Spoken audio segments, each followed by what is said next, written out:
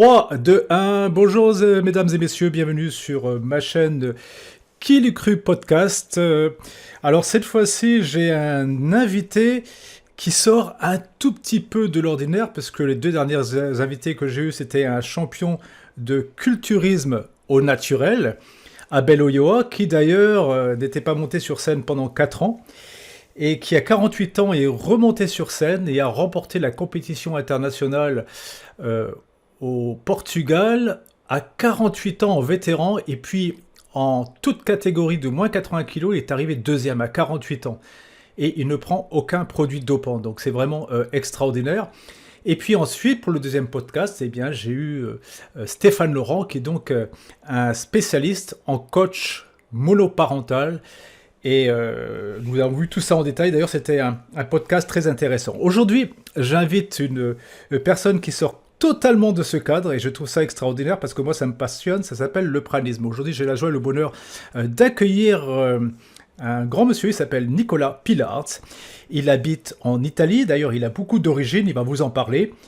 Et il tient donc un centre de pranisme, c'est-à-dire pour ceux qui veulent s'orienter progressivement vers une transition de nourriture solide vers une nourriture beaucoup plus subtile.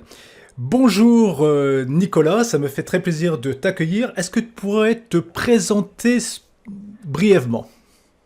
Is your state of consciousness. You don't need anymore to put so much in your body because you can take it directly with your consciousness and your senses of perception. When you look at the sun now, it's beautiful. You have a beautiful image with the sun. You look, you stare, yeah, you're lost in the universe.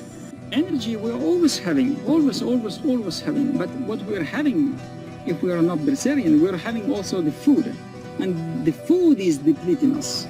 When we take away the food, and this has to be a sustainable change, a sustainable exchange of slowly diminishing the food income, and this is going to happen from density to liquidity, and slowly increasing awareness and verifying with yourself how it's going to work.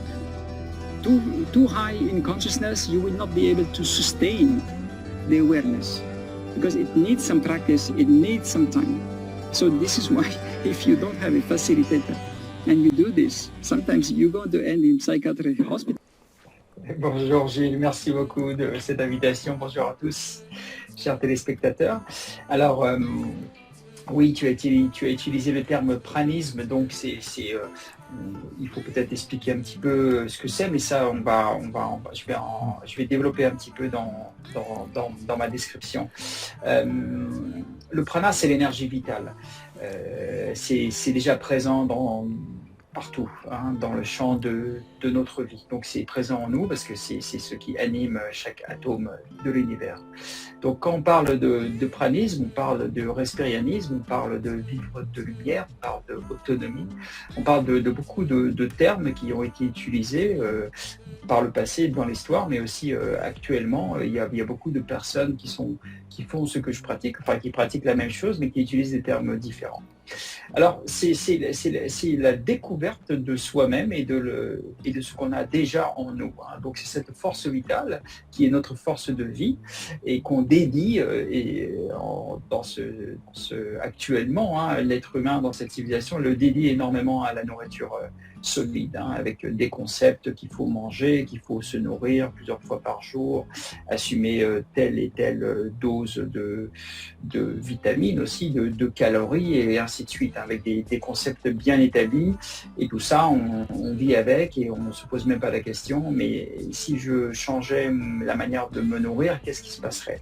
On ne se pose même pas la question. Moi, j'ai reçu l'information quand j'avais 41 ans, j'en ai maintenant 53, à travers un documentaire qui présentait ces personnages, ces personnes qui vivent uniquement, certains à très haut, très rare, mais on peut appeler ça au plus haut niveau de manifestation, qui littéralement ne boivent même plus et ne mangent même plus. Ils sont en pleine forme, comme moi et toi, hein. J'en connais 10-15 que j'ai vus personnellement de leur vivant, parce qu'ils sont encore en vie aujourd'hui et ils sont très bien en vie, ils se portent très bien. Donc c'est vraiment incroyable. Et moi, qu'est-ce que j'ai fait? Je me suis simplement dit, Nicolas, à 41 ans, la nourriture a quand même un impact sur ta vie. Qu'est-ce qui se passerait si ça n'aurait pas cette même impact? Et je peux dire qu'effectivement, au bout de 12 années de pratique maintenant, je ne consomme qu'au lieu de manger 3 fois par jour, de la nourriture, 3 repas, hein, comme on a été élevé, je bois 3 fois par jour. Donc je bois des liquides essentiellement et je peux manger environ en moyenne, on va dire que c'est 1 fois par mois, je mange un repas solide. Absolument pas par faim, absolument pas par... plutôt par un besoin, on va dire un besoin de me vivre la liberté, parce que c'est vraiment une liberté alimentaire. C'est vraiment un choix. Il ne faut pas que ça soit une constriction, une restriction. C'est absolument pas un jeûne. Je fais exactement le même poids que je faisais il y a 15 ans, quand je faisais des arts martiaux, environ 75 kilos. Je suis passé par différentes phases, effectivement, pour comprendre, hein, parce que je me suis laissé aller dans le piège du jeûne, donc j'ai perdu beaucoup de poids, j'ai récupéré, et ainsi de suite. L'idée, vraiment, c'est de comprendre on a la capacité de ne pas souffrir et on peut tous ensemble arrêter de souffrir dans notre système dans notre civilisation. Et nous, on a créé un centre justement qui permet de faire des initiations très soutenables et très gentilles où les gens ne perdent vraiment pas beaucoup de poids, au contraire, ils en gagnent et c'est très surprenant. Donc, comment gagner du poids quand on consomme apparemment peut-être la moitié des calories qui sont prescrites par la science actuelle, c'est littéralement pas possible. Donc, moi, je vis carrément des effets qui ne sont pas possibles par rapport à un autre paradigme de conscience. Et donc, voilà, c'est pour ça que je parle de ce que je suis en train de vivre en première présence. Ok, merci Nicolas pour cette superbe introduction, on ne pouvait pas faire mieux. Alors, je vais te poser des questions, on va y répondre rapidement puisque ça va être un peu un sommaire de tout ce que tu expliquais. Dis-moi Nicolas, quelles sont les principales étapes d'une transition vers une alimentation pranique, selon toi? Alors, d'abord, se poser la question si la nourriture est un problème, la nourriture solide, si c'est un problème. Il faut faire ça quand on a vraiment des bonnes raisons. Il ne faut pas faire ça par idéologie, il ne faut pas faire ça par curiosité, il faut faire ça parce qu'on a des raisons profondes qui nous poussent à faire cette expérience. En général, c'est soit une souffrance physique, soit une souffrance émotionnelle, soit une souffrance mentale qui pousse à faire un changement alimentaire. De toute façon, c'est ce que l'on voit naturellement dans la société actuelle. Les gens qui deviennent végétariens, les gens qui deviennent végans ou même crudivores, ce sont des gens qui font une expérience d'énergie. Ou même des gens qui font du sport, ou des gens qui font de la méditation, des gens qui font des pratiques, font déjà des expériences énergétiques. Hein. Parce que moi, ce que je fais, c'est simplement une expérience énergétique. La qualité de l'énergie que j'ai maintenant à disposition, elle est définitivement pas comparable avec celle que j'avais avant. C'est une abondance. Donc, l'initiation, il faut que ce soit une abondance. Il ne faut pas passer par des phases de vide, ou des phases de jeûne, ou des phases de souffrance, ou des phases de privation. C'est pour ça que c'est important d'avoir un accompagnant, un coach, un facilitateur qui connaît les différentes phases d'approche et qui puisse amener les personnes gentiment à une initiation, en fait, un début. Comment apprendre, c'est comme on apprend à conduire une voiture, hein. On commence et après on a jeune conducteur pendant 2 ans et après on sait très bien qu'avec la pratique on s'améliore. Donc c'est simplement une question de pratique. Il faut des années avant que le corps de lumière, le corps de l'énergie soit renouvelé, hein, parce qu'en termes cellulaires et atomiques. Donc faire une initiation, hein, comme on dit, un processus de 9 jours, 11 jours, 20 jours, 21 jours, 30 jours, c'est simplement le début du training, hein, c'est simplement l'entraînement qui commence, hein, c'est simplement le début. Et il faut apprendre à remanger, comment manger aussi de la nourriture solide, parce que l'idée c'est pas de tomber dans le liquide absolument, il faut rester au liquide, non, l'idée c'est d'être libre.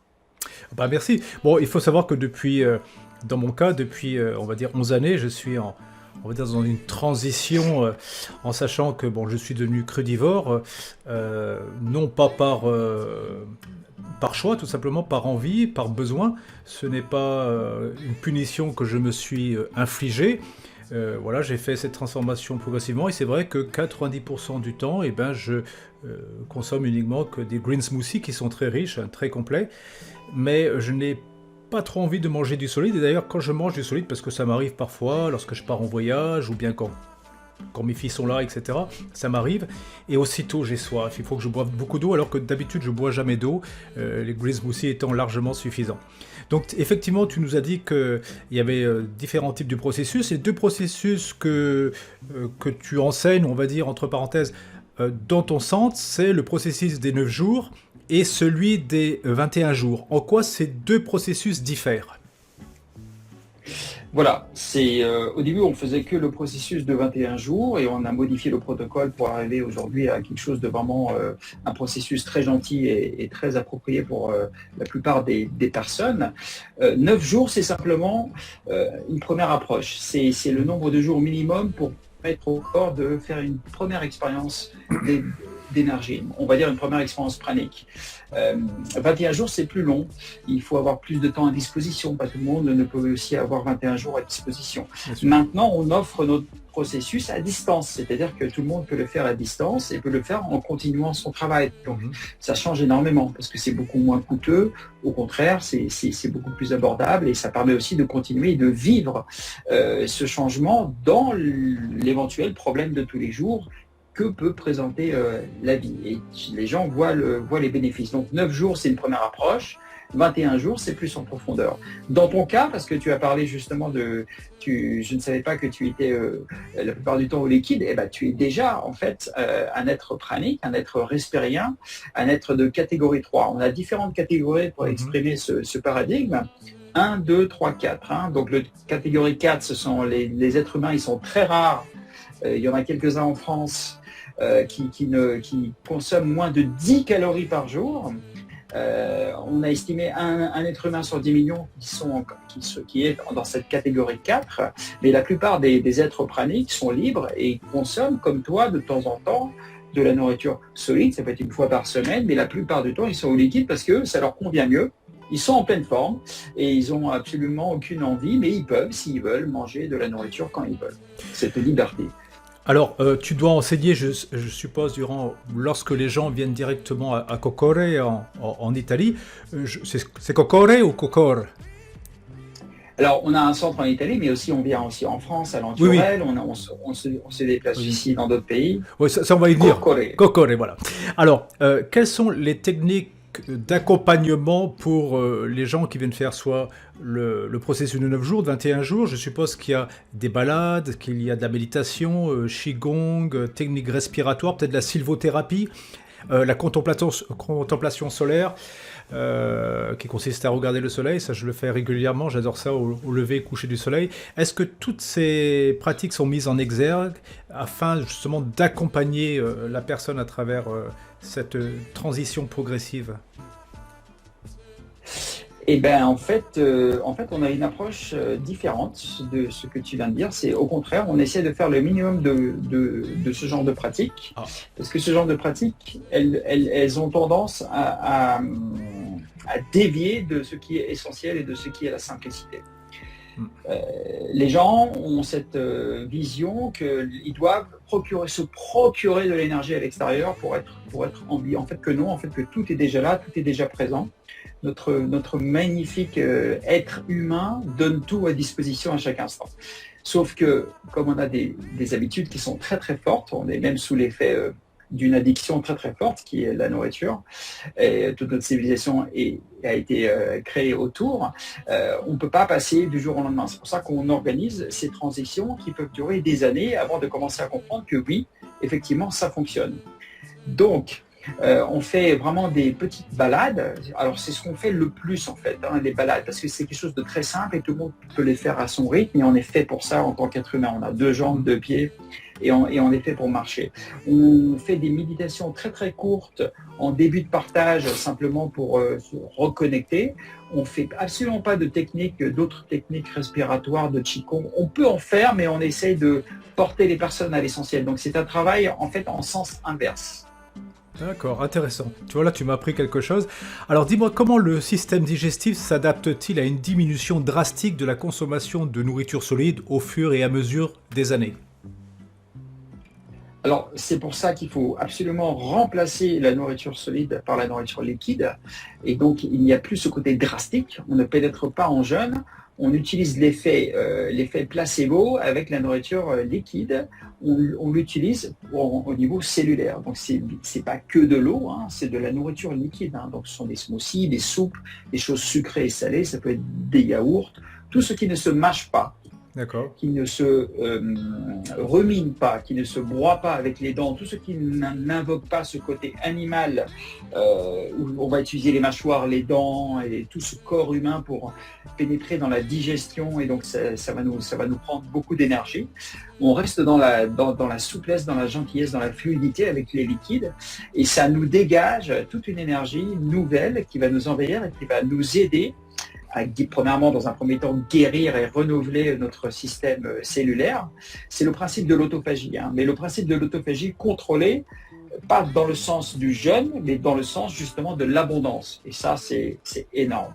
D'accord. Alors, dis-moi, là, ma question va être un peu peut-être pointue, mais d'après toi, quels sont les mécanismes physiologiques qui soutiennent l'idée que le corps peut survivre uniquement grâce au prana? Alors, uniquement grâce à l'énergie vitale, ça, c'est la catégorie 4. Hein. Si maintenant on prend en compte les liquides et l'expérience que nous on fait dans nos processus, c'est très simple. On utilise une balance, c'est-à-dire une balance pour peser les personnes. Donc tous les matins, les gens vont se peser. Et il y a un moment, ils voient que leur poids se stabilise et leur poids augmente. Avec peut-être 500 calories sous forme liquide, ou peut-être 1000 calories sous forme liquide, ou peut-être pour certains un peu plus, 1500. Chacun est différent. Chacun a différents types d'expériences. Selon les lois de la science actuelle, ça, c'est pas possible. Parce que tu ne peux stabiliser ton poids ou gagner du poids que si tu consommes une certaine quantité de calories et pas que des calories sous forme liquide. Bien sûr. Donc, il y a bien quelque chose qui est en train de générer de la masse. Et ce qui génère de la masse, c'est la force vitale. Alors, j'avais écrit un livre l'année dernière où j'avais fait une partie sur le prana, d'après mes propres recherches. Je vais juste lire une partie. Succinctement, ouais. Des milliards de particules de très haute énergie voyageant à des vitesses proches ou supérieures à celles de la vitesse de la lumière bombardent la Terre chaque seconde. Elles proviennent du Soleil, de notre galaxie et une petite quantité d'autres galaxies. Ce sont des électrons, des protons, qui sont donc des atomes d'hydrogène ionisés, des neutrons, des photons, des muons, des neutrinos. Notre atmosphère est chargée de particules et vibre en permanence sous l'effet de ce brassage énergétique et des ondes électromagnétiques. Sans cette composition omniprésente issue du cosmos et de notre propre planète, la vie ne serait tout simplement pas envisageable. D'ailleurs, des expériences scientifiques ont prouvé que des lapins enfermés dans d'épaisses cages de plomb artificiellement éclairées et ventilées tout en étant nourris et hydratés normalement ne vivent pas plus de 8 jours car ils ne sont plus alimentés par l'énergie vitale de l'éther. D'autre part, et ça c'est très intéressant, des scientifiques de l'université du Pirée en Grèce ont déterminé, d'après leurs recherches scientifiques, qu'un être humain fonctionne globalement, et ça c'est important, avec un apport de 12 000 calories. Bien loin des rapports suggérés par les nutritionnistes, ces apports en calories proviendraient à 25% de la nourriture solide, 25% seraient tirés de l'hydrogène par les centrales énergétiques des cellules, les mitochondries, et 50% par la lumière cosmique. Ça veut dire que d'après ce que j'ai lu, nous sommes tous praniques à la base. Alors, petit commentaire sur ce que tu viens de merci. décrire. En fait, c'est beaucoup plus simple que ça. Toutes ces énergies sont déjà présentes en chacun de nous. Hein. C'est littéralement chaque atome contient la DNA, enfin l'ADN de l'univers. Donc, dans un atome, on sait très bien qu'il y a une énergie infinie. Hein. C'est un mini système solaire. Donc, il y a besoin de... Alors nous, les êtres humains, on est différents des animaux. Hein. On ne peut pas vraiment faire des expériences sur les animaux et se dire, sur les êtres humains, ça va faire pareil. Non, les êtres humains ont des capacités qui sont différentes. Hein. Tu prends un être humain, tu peux le mettre dans une cave ou tu peux le mettre dans une grotte pendant des années. Il ne va pas se dépérir comme un lapin qui est dans une cage et ainsi de suite. Donc, non, grâce à notre conscience, on peut faire des miracles, littéralement, et c'est ce qui se passe. Hein. Tout se passe dans notre conscience. Donc, Là où va nos croyances, va aller notre énergie. Donc si tu crois à quelque chose dur comme fer, et par exemple que tu dois manger et que tu n'as pas la nourriture et que tu vas mourir de faim, c'est exactement ce qui va se passer.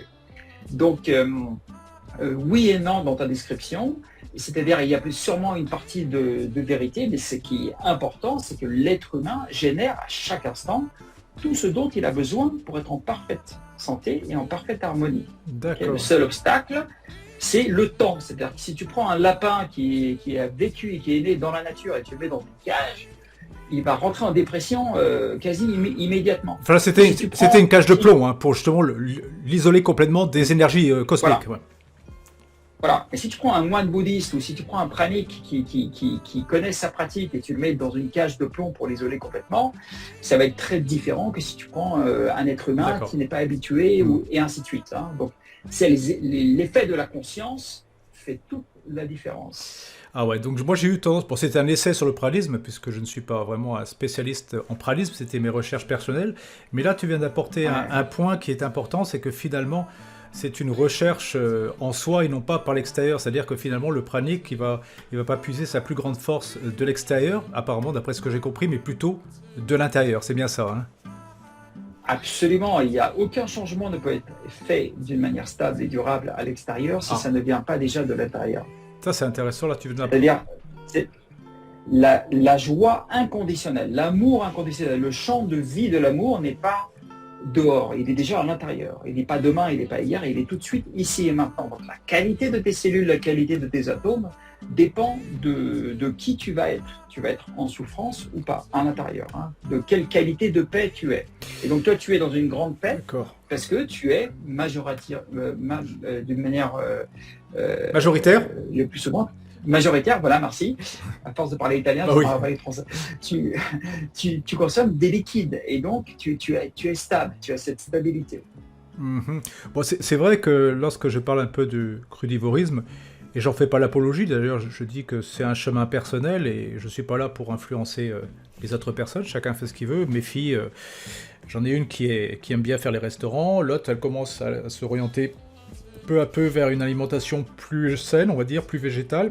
Mais bon, je les influence nullement, parce que c'est un chemin totalement personnel, et c'est vrai que depuis que j'ai entamé ce chemin, j'ai une paix intérieure qui est beaucoup, beaucoup plus importante. Avant, j'étais une personne très nerveuse, très anxieuse, et c'est vrai que finalement, à chaque fois que je parle un peu de cette transition vers le crudivorisme, pour moi, la plus grande victoire, c'est pas une victoire physique, c'est une victoire émotionnelle et mentale, et spirituelle également. Alors, est-ce que tu penses, ça c'est une question dans le vide, est-ce que tu penses que la montée en énergie de notre système solaire et de la planète influence la transition ou facilite la transition vers le pranisme actuellement? Ou pas du tout? Ce qui facilite la transition vers ce nouvel être qui est en création, parce que c'est vraiment une évolution qui est en cours, c'est simplement les outils technologiques qu'on a à disposition. Parce que si moi-même j'avais pas vu un documentaire, j'aurais pas été au courant. Si moi-même j'avais pas pu voir un site web, j'aurais pas été au courant. Donc l'information qui circule actuellement est d'une telle qualité et d'un tel raffinement. Tu vois, le fait que moi et toi on puisse se parler et offrir ça au public, c'est quelque chose que...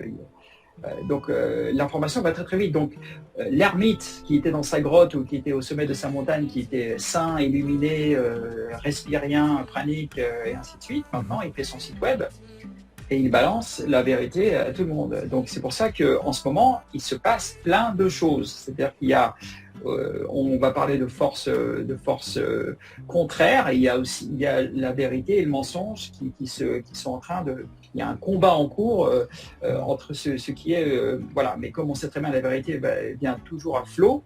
Donc l'évidence des faits, parce que c'est littéralement de l'évidence dans laquelle on parle. On ne parle pas de choses qui sont très, très difficiles à vérifier. Les praniques, c'est facile à vérifier. Il suffit de faire des tests et de voir que ça fonctionne. Pourquoi les tests ne sont pas organisés d'une manière nationale ou internationale? C'est parce que c'est quelque chose qui déroute tellement le système qu'actuellement, on peut pas le faire, mais on va le faire très bientôt et c'est déjà en cours. Hein. Les tests ont déjà été faits dans différents pays et pas les pays européens encore, mais c'est en cours. Hein. Nous, on est en contact avec des docteurs, on est en contact, c'est en train de se passer. Si on n'organise pas notre transition alimentaire d'une manière consciente, on ne s'en sortira jamais. Hein. À travers la nourriture, il y a toutes les violences que le monde est en train de vivre en ce moment. Alors, tu parlais d'Iran Matek, par exemple, qui a fait plusieurs tests avaient été faits en Inde sur Iran Matek, qui prenait justement la contemplation. La NASA aussi. La NASA aussi, ouais, d'accord. La NASA aussi, mais lui, de temps en temps, il mangeait. Et lui, il avait perdu beaucoup de poids parce que justement, c'était pas une catégorie 4, c'était une catégorie 3. Mais il avait plus ou moins stabilisé. Enfin, il avait démontré que ça fonctionnait, effectivement. Mais il y aura d'autres. Il y a aussi Prahlad Jani, 70 ans quand même, sans boire et manger, qui a été sous étude plusieurs fois dans les hôpitaux indiens. Et donc ça, c'est aussi assez exceptionnel. Hein. Mais simplement, on voit très bien comment ça fonctionne. On voit très bien les nutritionnistes aujourd'hui. On voit très bien comment le jeûne intermittent commence à prendre beaucoup de place.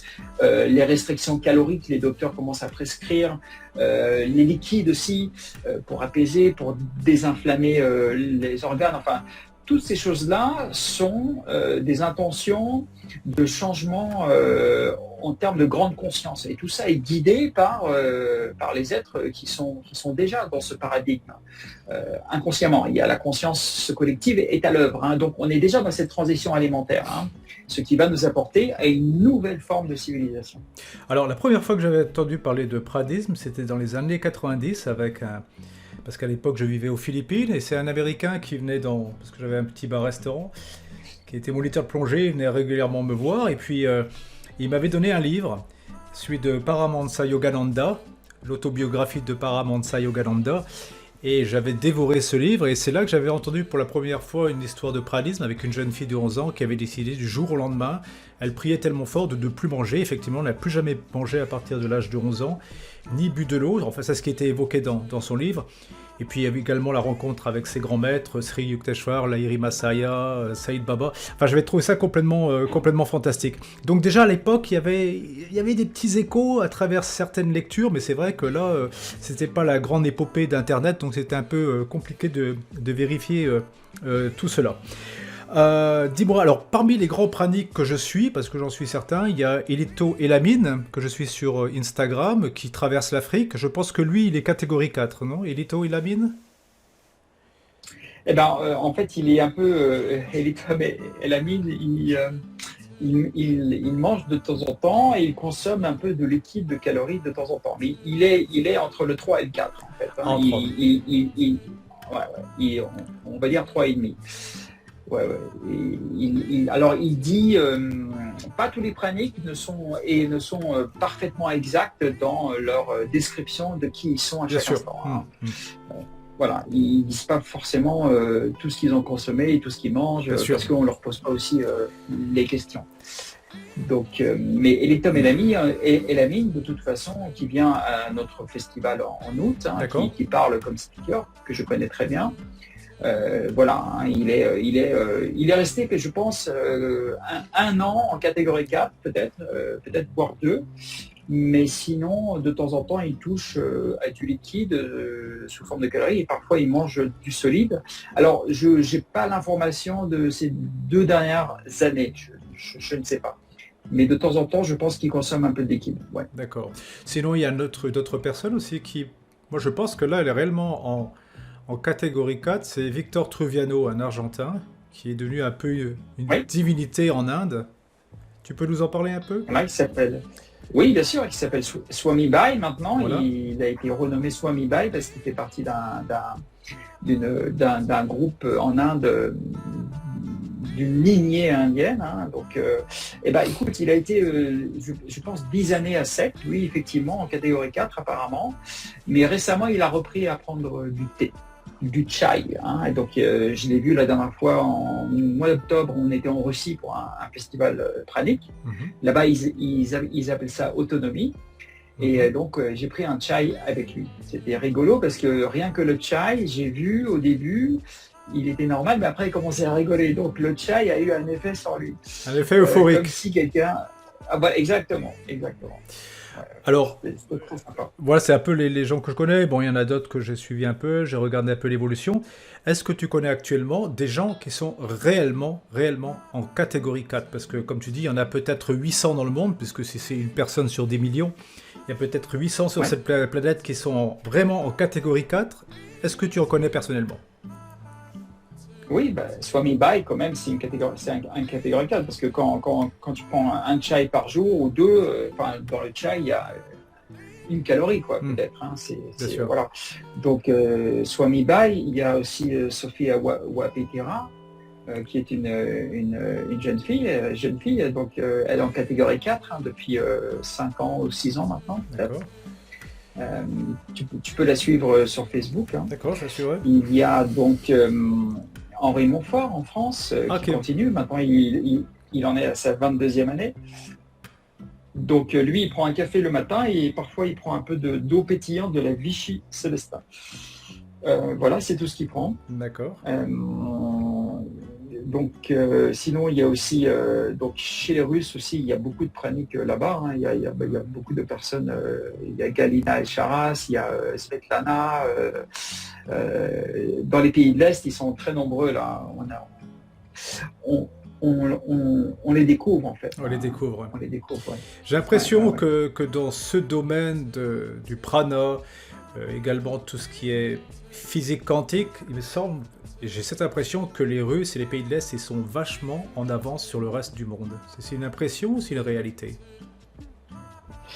Non, je pense que c'est toujours une impression. Tu sais, le dicton, on voit toujours le jardin, la pelouse du voisin est toujours plus verte, et ainsi de suite. Donc c'est simplement une impression. Hein. Alors effectivement, ils sont par exemple, on va dire dans certains domaines, ils sont en avance, mais il faut pas, il faut voir la globalité de tous les domaines. Hein. Je pense qu'il n'y a pas de pays qui soit vraiment plus avancé globalement que tous les autres. Chacun va avoir ses avantages et ses désavantages. Je pense qu'il faut prendre l'humanité comme une globalité maintenant et voir ce qu'il y a de mieux partout pour essayer de faire avancer notre conscience et notre bien-être.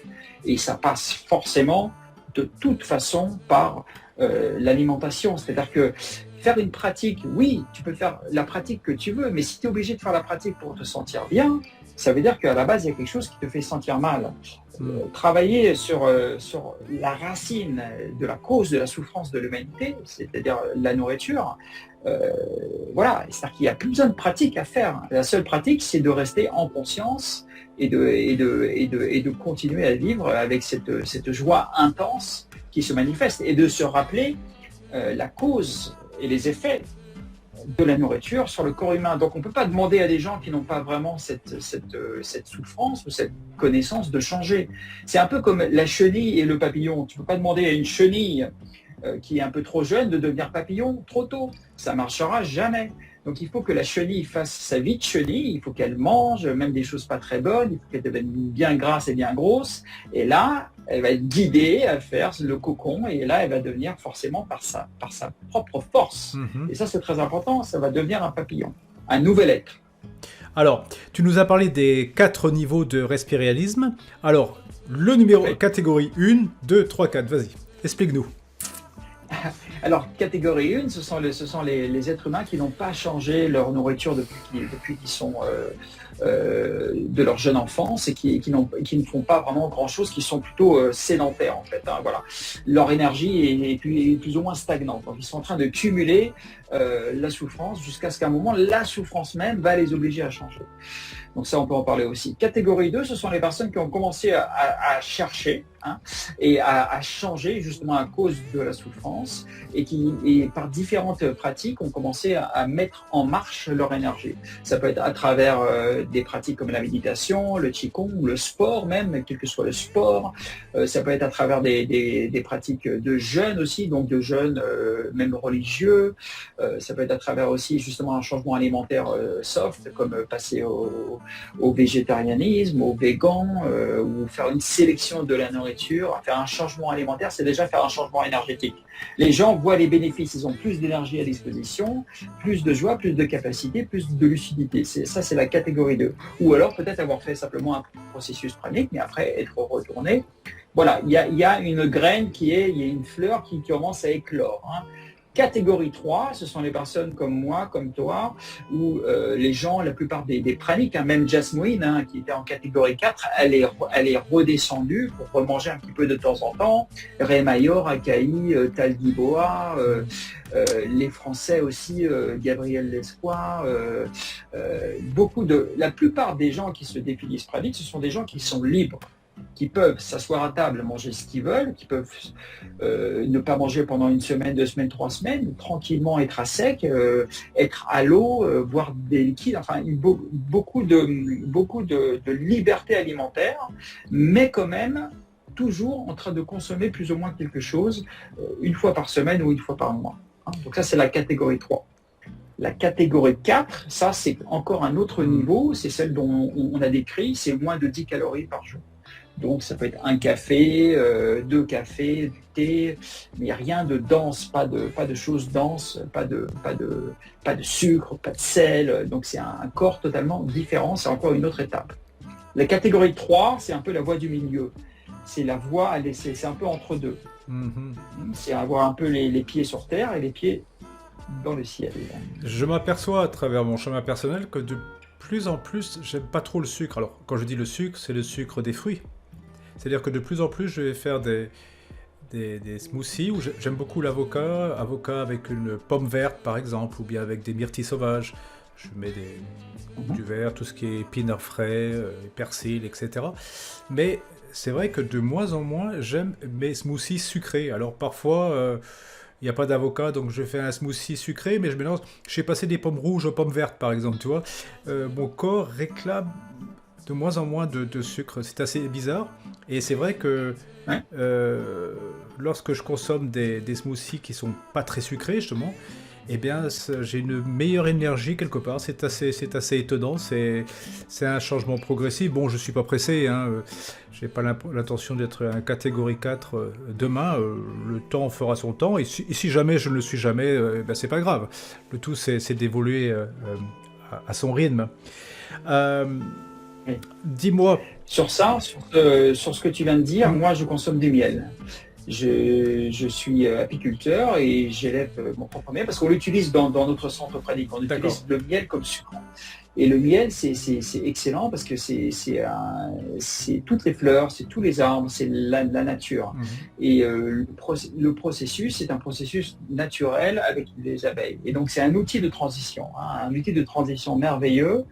Voilà. Et donc je te rejoins, effectivement, tu vas voir que plus les gens pratiquent, plus vous renouvelez, enfin plus tu renouvelles tes cellules, elles sont nouvelles et elles ont moins besoin de la mémoire d'avant. La mémoire d'avant, c'est une mémoire d'un être qui mangeait des choses qui étaient salées, qui étaient sucrées, enfin des choses de nos ancêtres. Hein. Tout ça, c'est en train de changer. Parce que tu te renouvelles, on se renouvelle à chaque instant. Et avec l'alimentation solide ralentit ce renouvellement.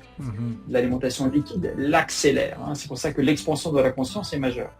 Tu veux dire que quelqu'un qui se tourne vers une alimentation majoritairement liquide va jouir d'un renouvellement cellulaire qui sera plus intense qu'une personne qui mange du solide?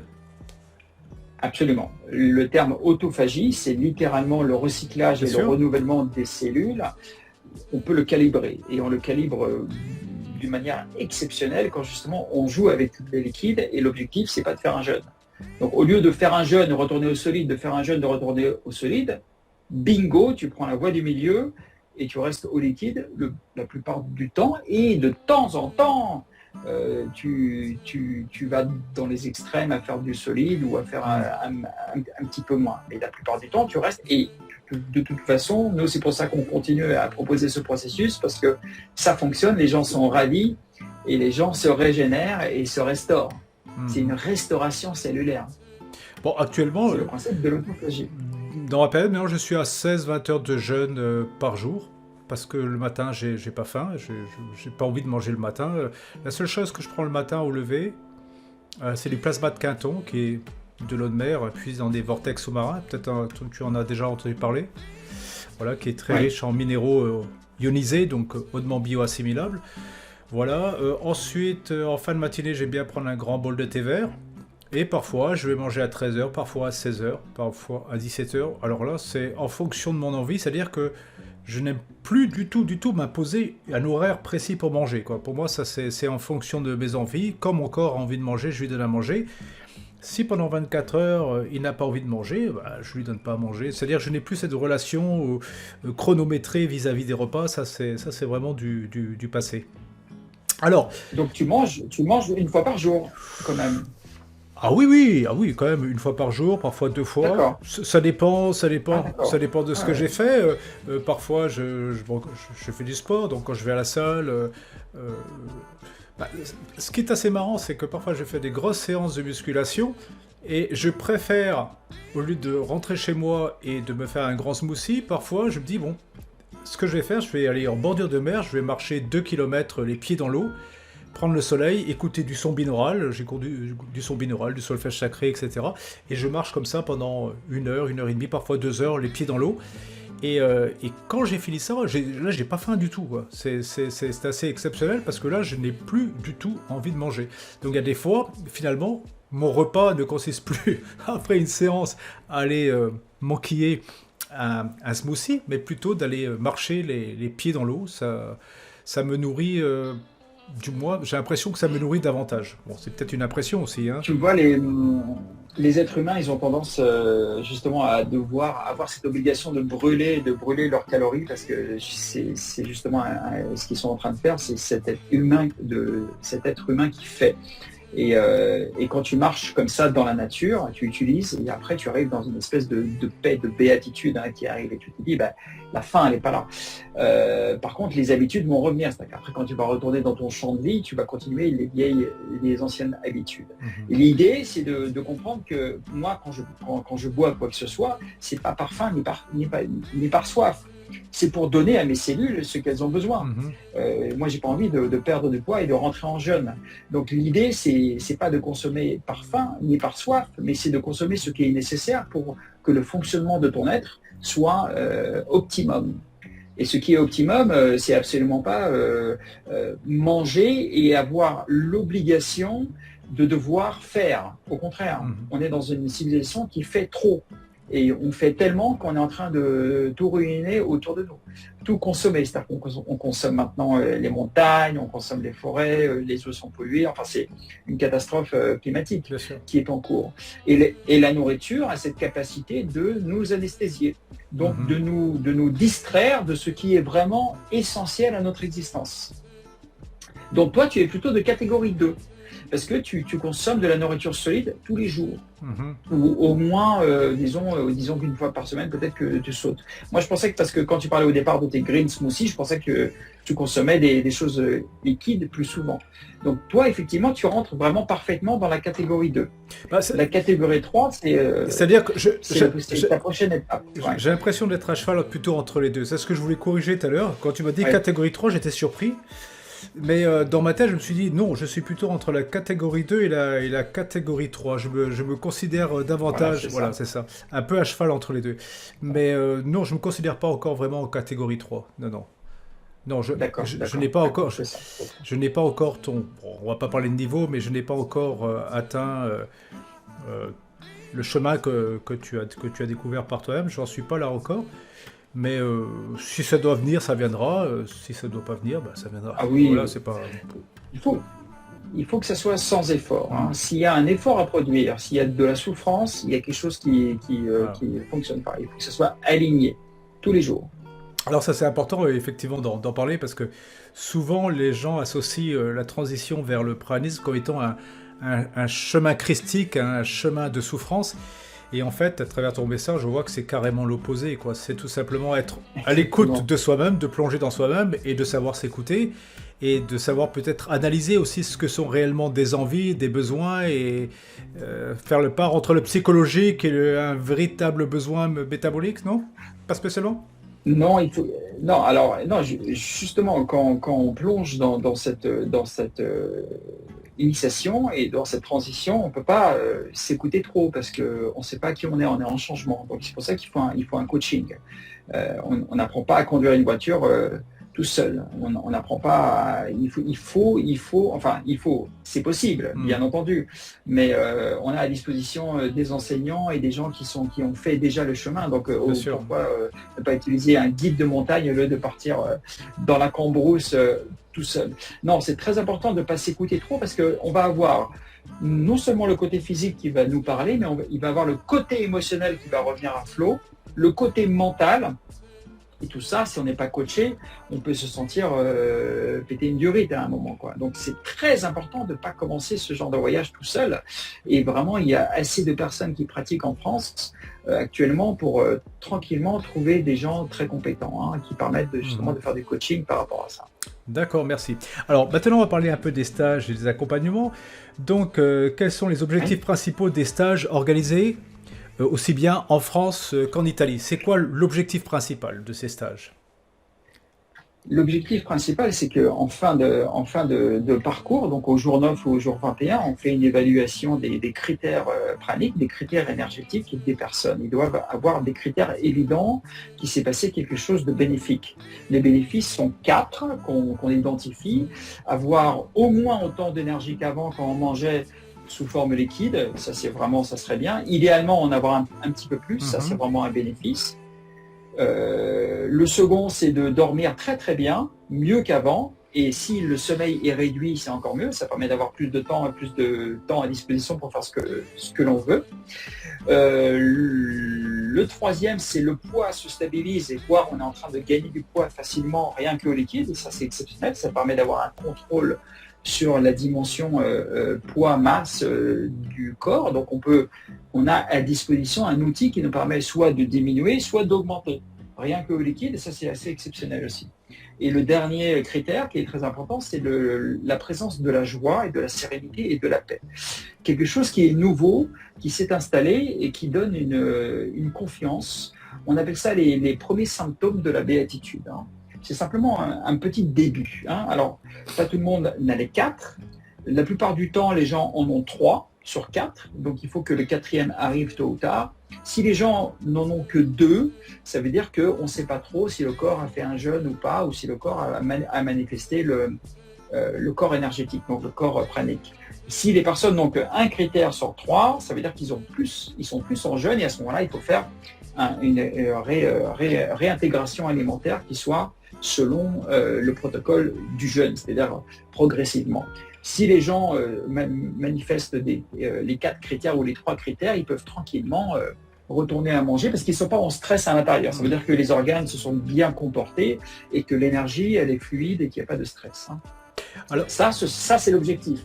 Faire une première expérience pranique. Mais après, nous, on accompagne les personnes à comprendre qu'il ne faut pas rester au liquide trop longtemps, mais il faut revenir pratiquer la nourriture solide. Parce que l'idée, c'est pas de rester perché au liquide, mais de comprendre que les gens veulent être libres. Donc, ils veulent avoir la connaissance de manger, mais aussi de s'arrêter de manger, de ne pas tomber dans le piège de la boulimie. Bien sûr. Ou de l'anorexie, ce qui peut être aussi... Exactement. Ou bien de l'orthorexie, qui consiste à avoir un régime alimentaire par conviction et être complètement bloqué dessus. Voilà, c'est vraiment les 3 formes de désordre alimentaire. Tu nous parlais du corps pranique. Alors, comment tu définirais le corps pranique? C'est la relation par rapport au chakra, par rapport à ces corps énergétiques? Comment on peut définir à peu près les corps énergétiques? Donc, c'est-à-dire... En fait, c'est voilà, simplement, on visualise les atomes. Les atomes sont partout dans notre corps. Quand on met quoi que ce soit dans notre bouche, ça va aller partout dans notre corps. C'est pour ça qu'à un moment, si on ne se lave pas les cheveux, on va commencer à sentir la nourriture que l'on consomme. Pareil pour les pieds. Littéralement, la nourriture va partout. Donc c'est pour ça que les êtres humains, ils prennent des douches tous les jours, ils se mettent du parfum, parce que sinon, c'est la merde à l'intérieur, c'est la merde à l'extérieur.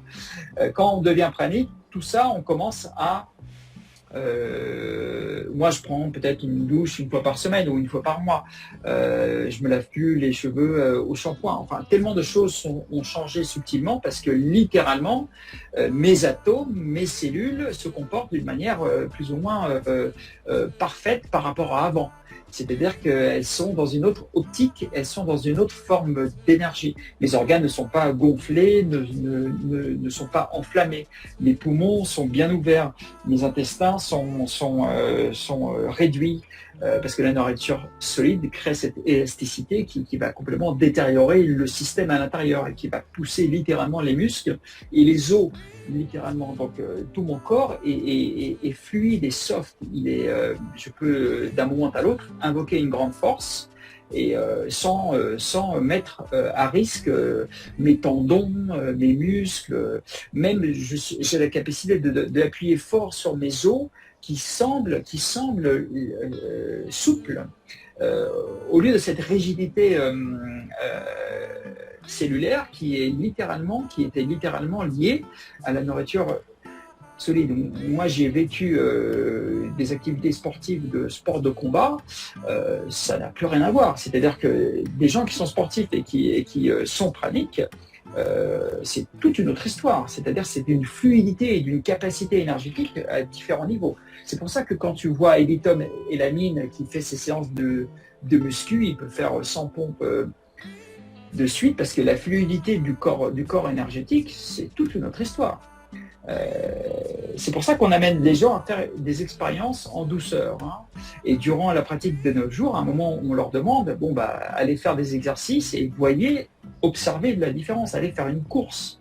Quelqu'un là, parce qu'en ce moment, on est en train de accompagner un groupe, quelqu'un avec de l'asthme. Donc on fait des méditations de 9 minutes. Les 3 premiers jours, c'était durant la méditation. Le 4e jour, il y avait pas un son. Et moi, je lui ai dit, tu te rends compte que là, ta respiration, elle est normale, elle s'en était même pas rendue compte. Les gens ne se rendent pas compte. C'est pour ça qu'on les amène à voir par eux-mêmes que leur corps énergétique est en train de changer, que la qualité est en train de changer. Maintenant, les gens ici, ils sont en train de faire des balades. On est au 16e jour du processus. Ils sont en train de faire des balades de 2 heures, de 3 heures. Tandis que les premiers jours, c'était difficilement des balades de 1 heure. C'est-à-dire que la fluidité, la légèreté cellulaire donne littéralement des ailes. Alors c'est vrai qu'en parlant de marche, puisque chaque année je vais à La Réunion comme ma fille habite là-bas et je fais des grosses marches, parce que là-bas les marches c'est du solide, et à chaque fois que je vais faire des marches, moi je passe la journée sans manger. Je ne vais pas faire des marches avec un petit déjeuner, etc. Et j'ai une super énergie. Et c'est vrai que j'avais monté le Piton des Neiges à partir de Sillaos, qui est à 1300 mètres, donc le départ, jusqu'au sommet du Piton des Neiges, qui lui est à 3000 mètres, 1700 mètres de dénivelé, j'avais 17 kilos sur le dos, j'avais monté en 3h30, quoi. Et je n'ai pas eu du tout cette sensation de faim ou quoi que ce soit. Et le matin, quand on s'est levé, on devait descendre vite parce qu'on a eu un problème avec la voiture. Donc elle était chez le garagiste. On nous avait dit, dans 1h10, le bus va passer. Alors j'ai tout descendu au courant. On a eu le bus à 2 minutes près. Et c'est vrai que j'avais vraiment une énergie fabuleuse. Cette année, enfin l'année dernière aussi, on a fait quelques marches. Et franchement, je peux rester une journée entière à marcher sans avoir réellement ce besoin ou penser même à la nourriture finalement. Et aussi, je n'ai plus la même soif qu'avant. Avant, j'étais très soifard et maintenant, je ne suis pas très très soifard, quoi. C'est pas parce que j'ai fait une marche de 5 heures que je vais avoir soif. Absolument pas. Donc ça, ce sont des changements que j'observe et qui sont difficilement explicables parfois. Ce qui cause la soif, c'est la nourriture solide. Si les gens ne boivent pas de l'eau quand ils consomment de la nourriture solide, c'est pas possible. Ils se mettent en danger. Donc, il est nécessaire de diluer la nourriture solide et c'est pour ça qu'il est recommandé de boire des litres et des litres d'eau. Si les gens sont en nourriture liquide, il n'y a plus besoin de boire autant. Et toi, comme tu prends des produits qui sont essentiellement, même si tu manges et que tu marches et que tu utilises quand même tes organes un peu animaux, tu prends quand même des produits de qualité, des produits frais, des produits sûrement de qualité qui sont justement moins bombardés de sel ajouté ou de sucre ajouté. Voilà. Et ça, c'est important. Oui, tous mes produits que je prends, c'est majoritairement local quand je peux, bio bien sûr, hein. Je vais pas acheter dans les supermarchés. Ouais. Mais bon, c'est pour moi, voilà, ouais, je dépense en moyenne, on va dire, par semaine, entre tout ce que je prends, on va dire maximum 70 euros. Mais voilà, c'est des super. Quand je fais un smoothie, c'est comme ça, quoi, hein. C'est pas un verre, hein. Je fais un smoothie, c'est un smoothie. Voilà. Dis-moi, quel type de soutien et d'accompagnement sont offerts pendant tes stages? Alors, vraiment, quel type de soutien et d'accompagnement? Pour être assez spécifique. Et ben, on est présent 24 sur 24. Hein. De toute façon, on se voit 3-4 fois par jour. Il y a deux partages quotidiens. On se voit au matin pour la marche, donc il y a une présence qui est constante. Donc ça c'est important, ça c'est en présence. Hein. Quand on fait les processus en ligne, on a un chat à disposition en permanence.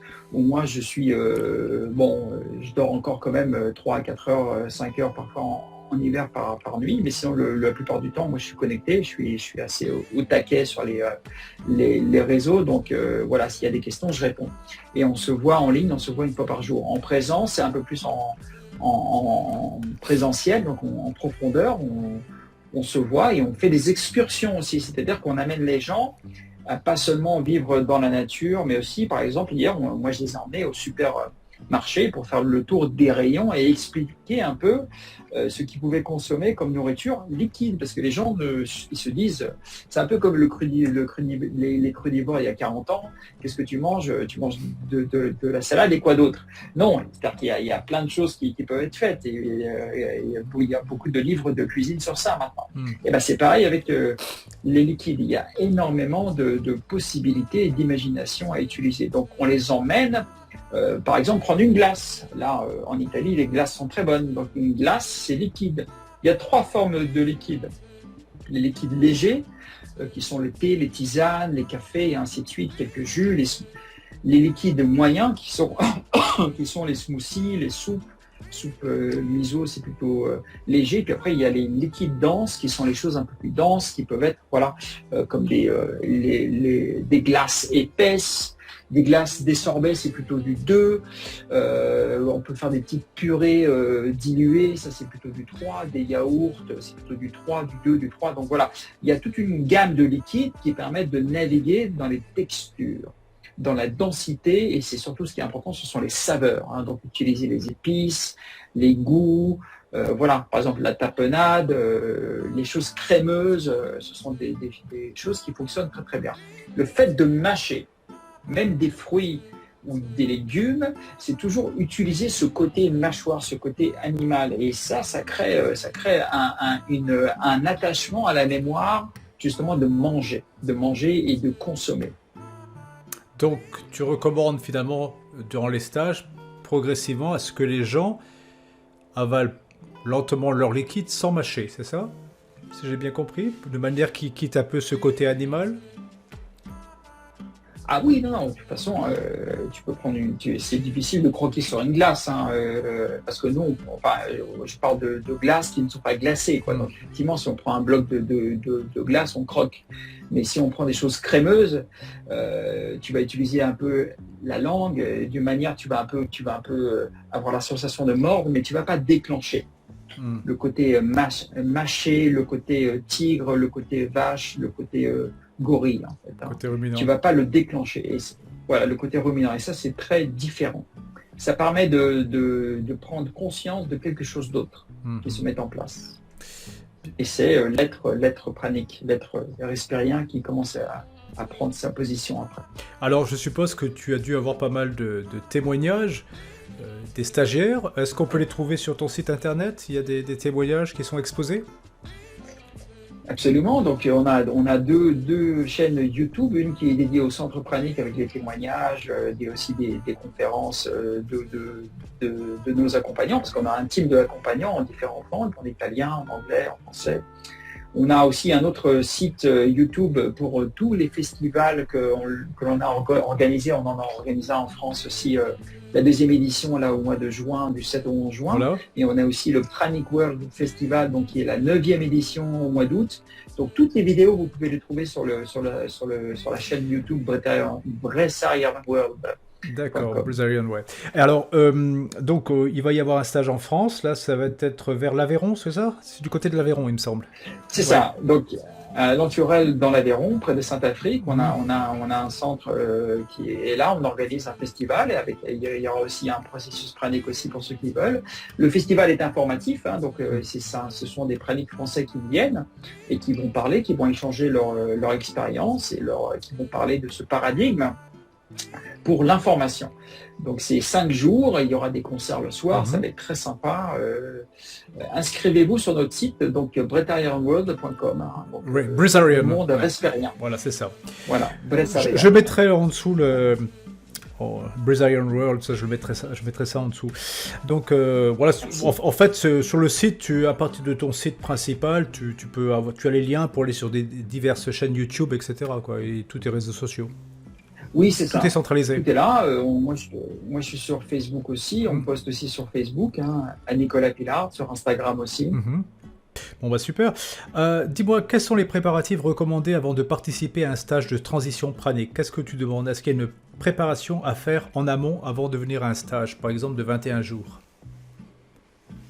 Alors, nous, ce qu'on dit, la manière, parce que chaque pranique en France a différents types de protocoles. Donc, nous, on a un protocole qui est très soft. On dit aux personnes il n'y a pas besoin de faire de descente alimentaire parce que c'est pas un jeûne que les gens ils vont faire. Donc, il faut que les gens donc déjà prennent contact avec nous et on leur explique la manière de se préparer. Hein. Il n'y a pas vraiment de préparation de descente alimentaire à faire. Par contre, il y a une préparation d'un grand changement en conscience qui va commencer le jour où le processus va commencer, pas avant. Donc il ne faut pas que les gens se stressent et on les met à l'aise en fait, hein, pour pas qu'ils se stressent trop avant.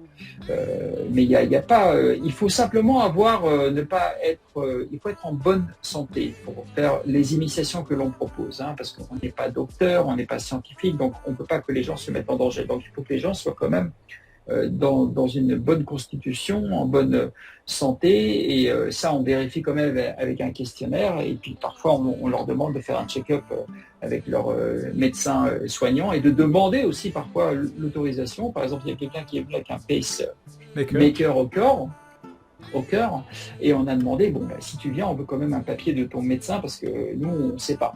Et le médecin, il a accepté pour un régime alimentaire justement qui contenait environ 1000-1500 calories par jour sous forme liquide. Il a dit ok, il n'y a pas de problème. Et elle est venue et elle était ravie et tout s'est bien passé. D'accord.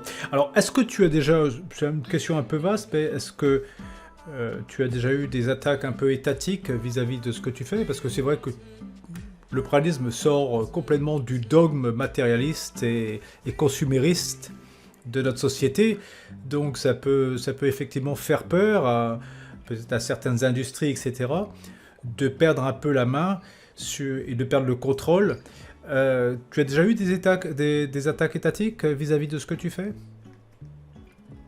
Oui, beaucoup depuis le début, hein, quand on commence à s'afficher dans cette chose qui semble vraiment extravagante, on va toucher sur beaucoup de choses de la société. Donc les gens qui font du business avec la nourriture, forcément ils sont pas contents parce qu'ils vont vendre moins, donc ils voient la perspective et ils se disent c'est pas normal. Une fois j'ai été sur un plateau télévisé en Italie et il y avait un chef italien fameux et on parlait, tout ça, c'était sur une chaîne très très importante en Italie, et le chef a dit toi tu seras un désastre pour les restaurants.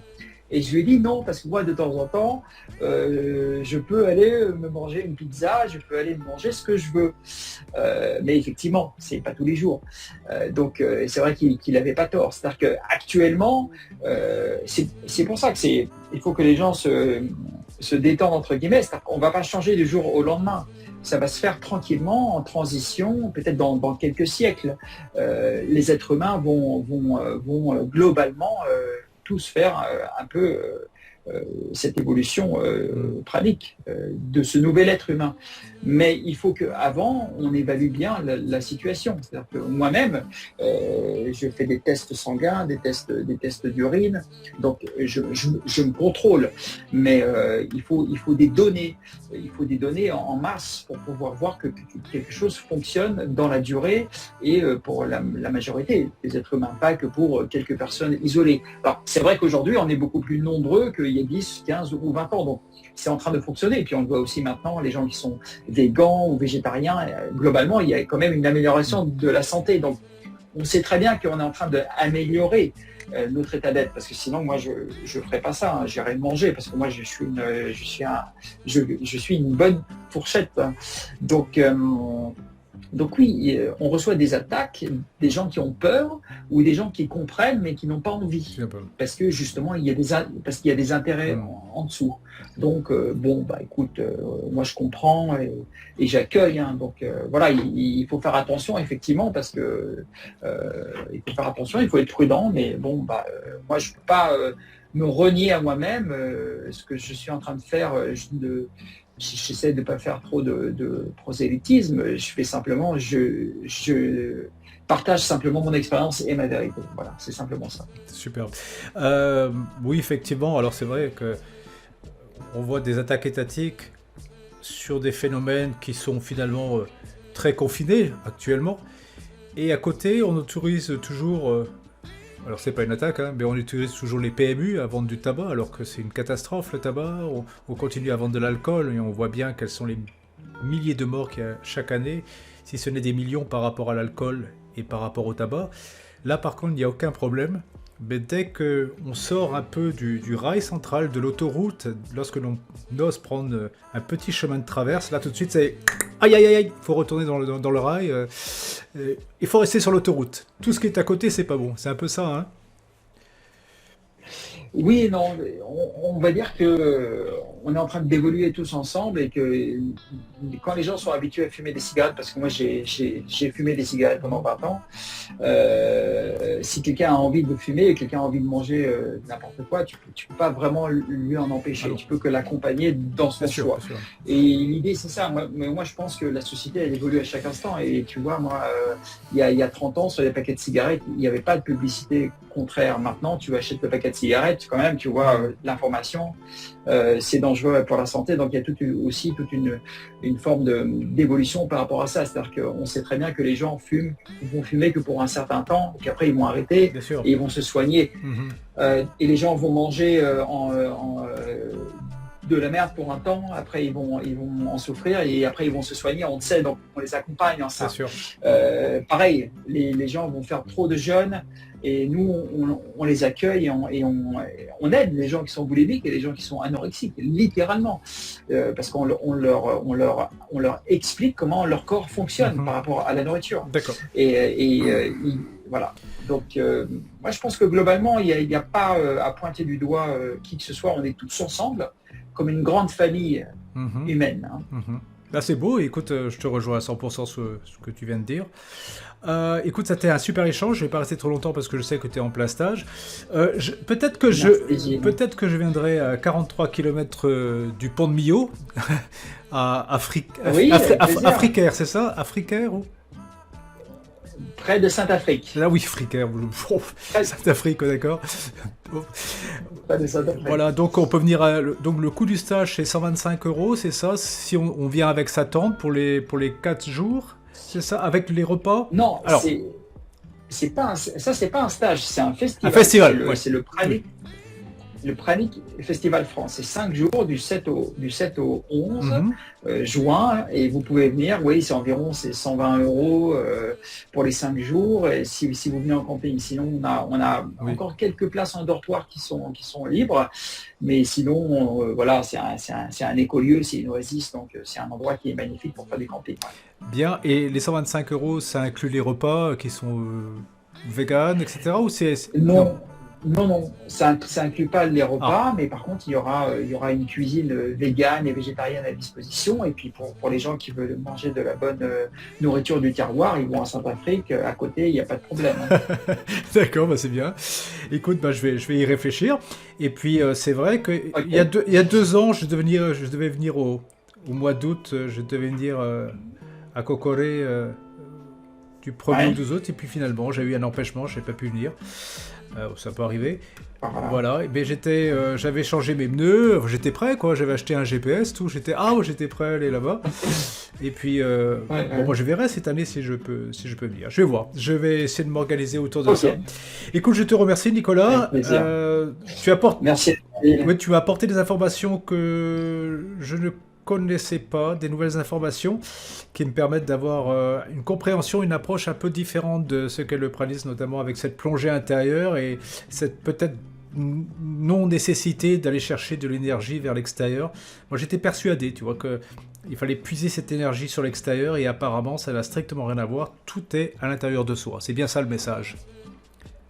Tout est déjà là, absolument. Et on n'est pas séparés. C'est-à-dire que l'intérieur, jusqu'à ce que l'intérieur soit identique à l'extérieur.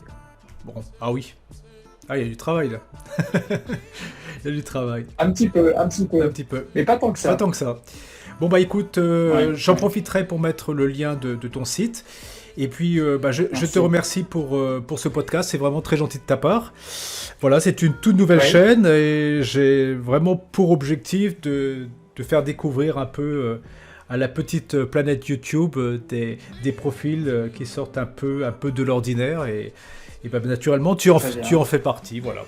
Écoute, je te remercie. Est-ce que tu as quelque chose à rajouter? Merci Gilles. Oui, que je suis joignable par WhatsApp aussi, hein. Le numéro, tu peux mettre mon numéro WhatsApp, il est disponible sur des sites aussi. D'accord. Si jamais des gens ont des questions ou si les gens souffrent, bah nous, on est là pour répondre à cette souffrance. Vous n'êtes pas seul. Et dernier point qui est très intéressant, c'est que je m'aperçois que vous n'êtes pas du tout radical et extrémiste. C'est vraiment l'opposé en fait. Bon, souvent les gens s'imaginent, oh ceux qui font du praline ce sont des gens extrémistes, ce sont des gens qui sont totalement radicaux et en fait c'est totalement l'opposé. Bah, moi peut-être, mais d'autres, je sais pas. Mais nous, effectivement, on nous traite de sectes et compagnie, mais moi, absolument pas, quoi. Au contraire, hein, on est transparent, on est ouvert et on répond à toutes les questions, si elles viennent du cœur. Elles viennent du cœur, bien sûr. Bon, bah, je te remercie, Nicolas. Ciao, ciao, messieurs, dames. C'était donc Merci, Gilles. le podcast, Au revoir, tout le monde. Qui le cru podcast. Et donc là, c'était l'invité d'honneur aujourd'hui. C'était Nicolas Pilards, qui tient donc un centre d'initiation pranique à Cocore, qui n'est pas très loin de Venise. Cocorel. C'est vers Venise, là. C'est à... Non, c'est un peu plus loin de Venise. C'est pas très loin de Assise, de la ville de Saint-François d'Assise. Ah, à côté de la ville de Saint-François d'Assise. Ouais, d'accord. Bon, enfin, c'est dire que géographiquement, je me suis dit que c'était plus près de Venise que de Perth en Australie. Non, c'est plus près de Rome en fait. Bon, allez, merci, messieurs, Ouais, dames. effectivement. C'était une petite touche d'humour. Je remercie Nicolas. Bye bye. Au revoir. Bonne journée à toi, Nicolas. Ciao, À ciao. bientôt. Au revoir. Merci. Au revoir.